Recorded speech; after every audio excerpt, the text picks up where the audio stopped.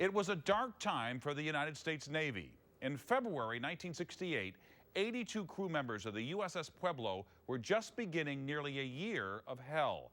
A few weeks earlier, they were on a mission off the shores of North Korea when they were attacked and captured. One of the officers on the ship was a St. Louisan who came back home to lead a successful but quiet life, understanding more than most what freedom really means. Remarkable men are sometimes found in unremarkable places. We do basic bookkeeping work for individuals. At Skip Schumacher's St. Louis company, you can find financial support services. What many of his clients don't know is that you can also find history. In September of 1967, I received orders to join the USS Pueblo. Schumacher was a 24-year-old officer on the USS Pueblo, a Navy ship captured by the North Koreans in what Americans claimed was international waters back in 1968. With no warning, no shot across the bow. I think it was a 57-millimeter cannon that they had. Swings their cannon towards us, and they pull the trigger, open fire.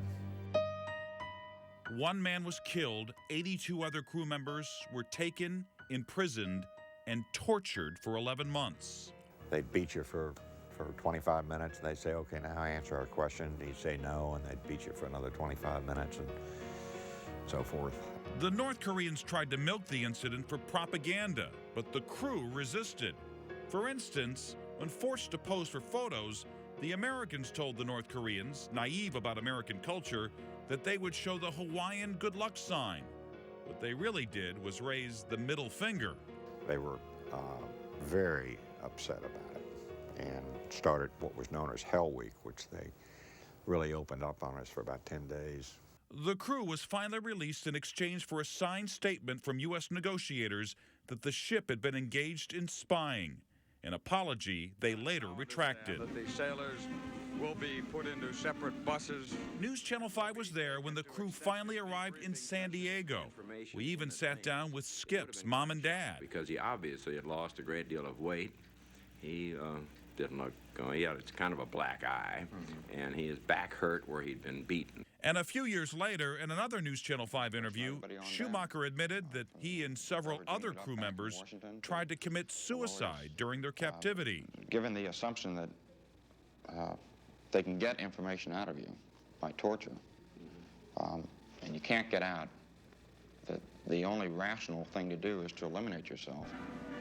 Despite receiving a hero's welcome when they came home, the Navy Board of Inquiry recommended that Commander Pete Bucher be court-martialed for allowing the Pueblo to be boarded. But that rankled the public. Actually, with what he has gone through, that this man should not be condemned. Why do we send a ship into a place where they can be surrounded and offer them no help whatsoever? The Navy eventually backed down and threw out the charges, and later awarded the Silver Star for Valor to Skip Schumacher. Still, pride is tinged with bitterness because the North Koreans still have the USS Pueblo, which they use as a museum of American atrocities. An embarrassment. I think most people feel like the whole Pueblo incident has never really been fully resolved. It's been said that everybody has a story, but clearly some are more interesting than others. Now 67, Skip Schumacher is a family man, a businessman, and a man who knows more than most what freedom in this country really means. To have had this experience and sort of understand what it is that we've got is just almost makes it worth it. Almost. Almost. Skip Schumacher and many of his Pueblo crewmates still have the physical scars from their time in captivity and emotional scars from the way they were treated by the Navy when they returned home.